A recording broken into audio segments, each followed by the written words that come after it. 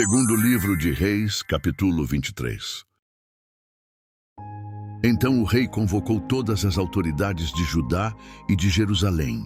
Depois o rei subiu ao templo do Senhor acompanhado por todos os homens de Judá, todo o povo de Jerusalém, os sacerdotes e os profetas.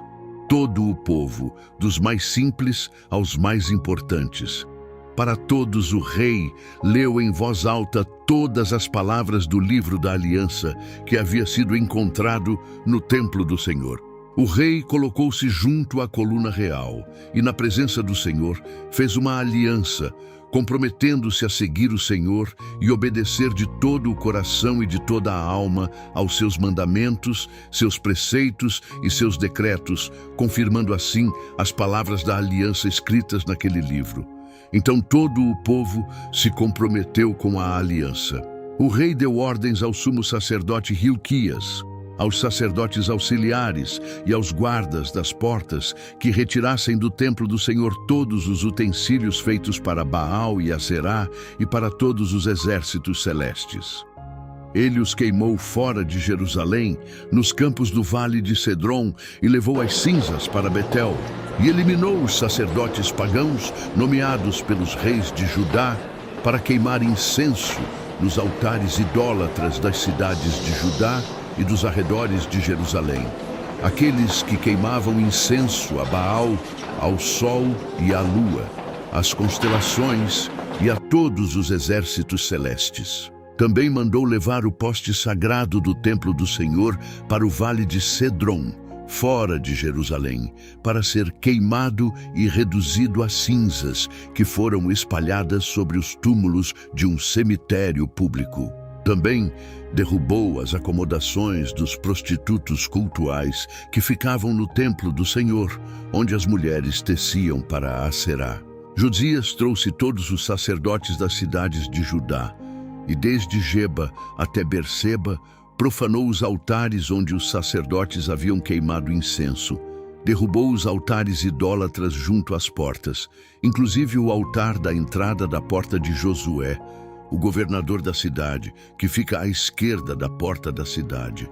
Embora os sacerdotes dos altares não servissem no altar do Senhor em Jerusalém, comiam pães sem fermento junto com os sacerdotes, seus colegas. Também profanou Tofete, que ficava no vale de Ben-Hinnom, de modo que ninguém mais pudesse usá-lo para queimar seu filho ou filha em sacrifício a Moloque. Acabou com os cavalos que os reis de Judá tinham consagrado ao sol. Estavam na entrada do templo do Senhor, perto da sala de um oficial chamado Natã-Meleque. Também queimou as carruagens consagradas ao sol.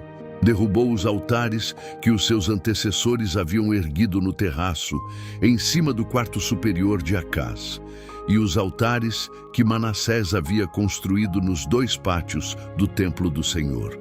Retirou-os dali, despedaçou-os e atirou o entulho no vale de Cedron. O rei também profanou os altares que ficavam a leste de Jerusalém, no sul do Monte da Destruição, os quais Salomão, rei de Israel, havia construído para o poste sagrado, a detestável deusa dos Sidônios, para Camus, o detestável deus de Moabe, e para Moloque, o detestável deus do povo de Amon. Josias despedaçou as colunas sagradas, derrubou os postes sagrados e cobriu os locais com ossos humanos. Até o altar de Betel, o altar idólatra edificado por Jeroboão, filho de Nebate, que levou Israel a pecar. Até aquele altar e o seu santuário, ele os demoliu. Queimou o santuário e o reduziu a pó, queimando também o poste sagrado.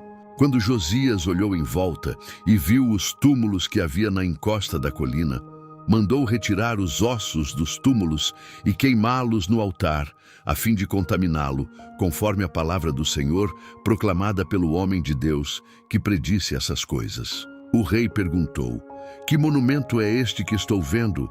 Os homens da cidade disseram: "É o túmulo do homem de Deus que veio de Judá e proclamou estas coisas que tu fizeste ao altar de Betel." Então ele disse: Deixem-no em paz, ninguém toque nos seus ossos. Assim pouparam seus ossos bem como os do profeta que tinha vindo de Samaria. Como havia feito em Betel, Josias tirou e profanou todos os santuários idólatras que os reis de Israel haviam construído nas cidades de Samaria e que provocaram o Senhor a ira. Josias também mandou sacrificar todos os sacerdotes daqueles altares idólatras e queimou ossos humanos sobre os altares. Depois, voltou a Jerusalém. Então o rei deu a seguinte ordem a todo o povo: celebrem a Páscoa ao Senhor seu Deus, conforme está escrito neste livro da aliança. Nem nos dias dos juízes que lideraram Israel, nem durante todos os dias dos reis de Israel e dos reis de Judá, foi celebrada uma Páscoa como esta. Mas no 18º ano do reinado de Josias, esta Páscoa foi celebrada ao Senhor em Jerusalém. Além disso, Josias eliminou os médiuns, os espíritas, os ídolos da família, os ídolos e todas as outras coisas repugnantes que havia em Judá e em Jerusalém. Ele fez isto para cumprir as exigências da lei escritas no livro que o sacerdote Hilquias havia descoberto no templo do Senhor. Nem antes nem depois de Josias houve um rei como ele, que se voltasse para o Senhor de todo o coração, de toda a alma e de todas as suas forças, de acordo com toda a lei de Moisés. Entretanto, o Senhor não voltou atrás do fogo de sua grande ira, que se acendeu contra Judá por causa de tudo o que Manassés fizera para provocá-lo à ira. Por isso o Senhor disse: também retirarei Judá da minha presença, tal como retirei de Israel, e rejeitarei Jerusalém, a cidade que escolhi, e este templo do qual eu disse: ali porei o meu nome. Os demais acontecimentos do reinado de Josias e todas as suas realizações estão escritos no livro dos registros históricos dos reis de Judá. Durante o seu reinado, o faraó Neco, rei do Egito, avançou até o rio Eufrates ao encontro do rei da Assíria. O rei Josias marchou para combatê-lo, mas o faraó Neco o enfrentou e o matou em Megido. Os oficiais de Josias levaram o seu corpo de Megido para Jerusalém e o sepultaram em seu próprio túmulo. O povo tomou Jeoacás, filho de Josias, ungiu-o e o proclamou como rei no lugar de seu pai. Jeoacás tinha 23 anos de idade quando começou a reinar e reinou 3 meses em Jerusalém. O nome de sua mãe era Hamutal, filha de Jeremias. Ela era de Libna. Ele fez o que o Senhor reprova, tal como seus antepassados. O faraó Neco o prendeu em Ribla, na terra de Amate, de modo que não mais reinou em Jerusalém. O faraó também impôs a Judá um tributo de 3,5 toneladas de prata e 35 quilos de ouro. Colocou Eliaquim, filho de Josias, como rei no lugar do seu pai Josias e mudou o nome de Eliaquim para Jeoaquim. Mas levou Jeoacás consigo para o Egito, onde ele morreu. Joaquim pagou ao faraó Neco a prata e o ouro.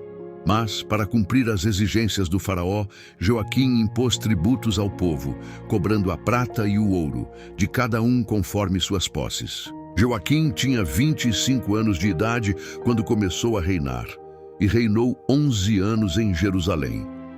O nome de sua mãe era Zebida, filha de Pedaías. Ela era de Ruma.